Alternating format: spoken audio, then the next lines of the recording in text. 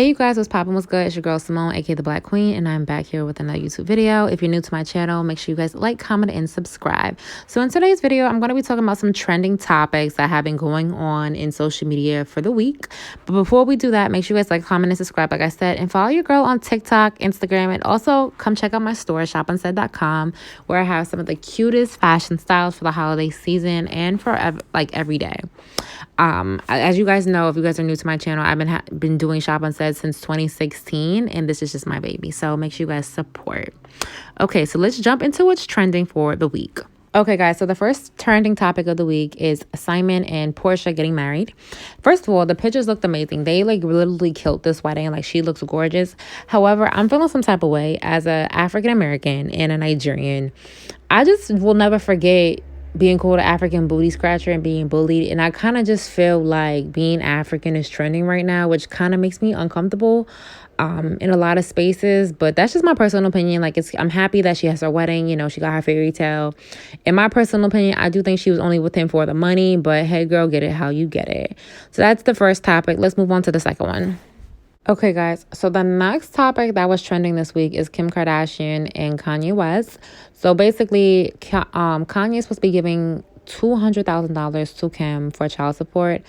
This is my social work and just personal opinion. I think $200,000 a month is a little bit outrageous for children. I don't know what they need the money for. You get what I'm trying to say? At what point, you're both billionaires. What else do these kids not have for $200,000 a month? I think that's just a little bit too much. That's just my personal opinion. Let me know how you guys feel about that in the comments. Okay, so then my third talking point is Balenciaga. If you guys didn't have a chance, you can guys just Google Balenciaga's ad campaign. Basically, it's like a child and it's holding a bondage teddy bear.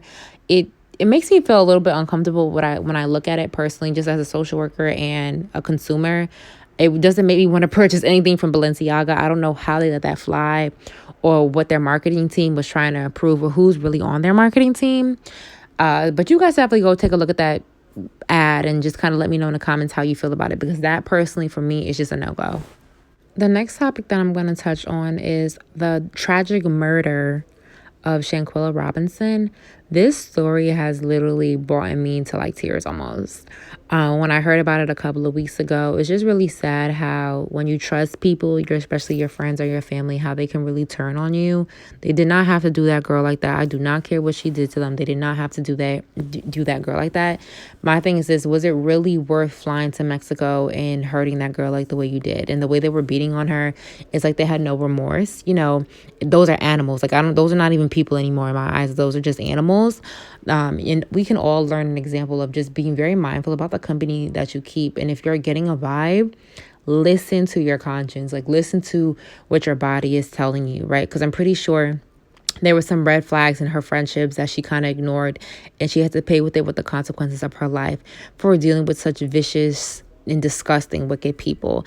But I am happy that one of the murderers, because let's call it what it is, that one of the murderers has been arrested and is supposed to be extradited to Mexico. So that's that. Let me know how you guys feel about that below. The next murder that I want to talk about, unfortunately, is the death of Takeoff. When I heard this story, I was just in shock. And unfortunately, I did see the video on Twitter.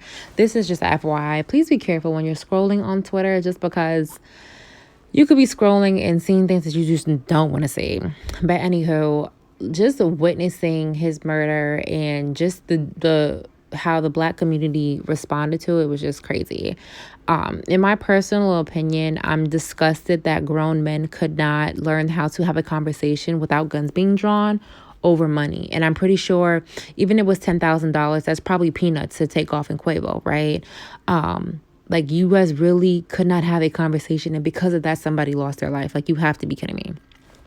And something that I'm really passionate about, just as a social worker and a person in general, that I really wish these podcasts would stop the whole gender war thing and actually talk about how to de-escalate situations, right? Amongst our peers, right?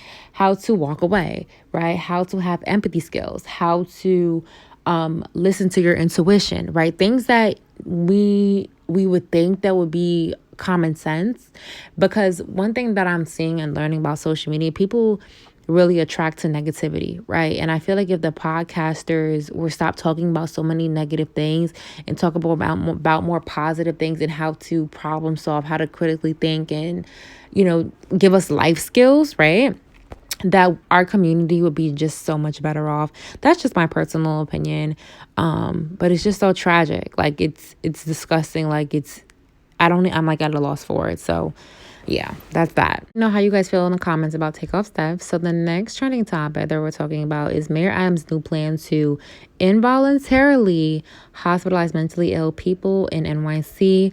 As a fellow New Yorker, I had this plan, probably has its pluses and minuses. I haven't had a chance to really dig deep into it.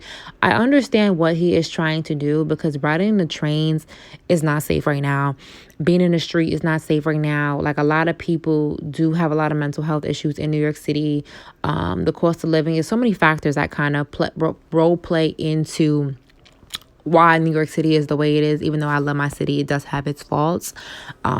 However, I am not too sure that a social worker or a licensed clinical social worker or LCPC is on his team, because I think with this policy that he's trying to create or get passed, whatever, I think there needs to be some tweaks, right? Because you can't force people to do things that they don't want to do, especially if a client is refusing care. If a client is refusing care, a client is refusing care, right? Because I think it violates one of their amendment rights, is in the Code of Ethics for social workers, right? But I definitely understand what he's trying to do. But I have to really sit and think about this, but I want to see if there's a better way that his plan can be executed. So these are some of the trending topics for the week. Thank you guys so much for listening. Like I said, make sure you guys like, comment, and subscribe. Follow your girl on all social media platforms. Shop my brand, shop on set, and make sure you guys grab your 2020 2023 ebook. My apologies.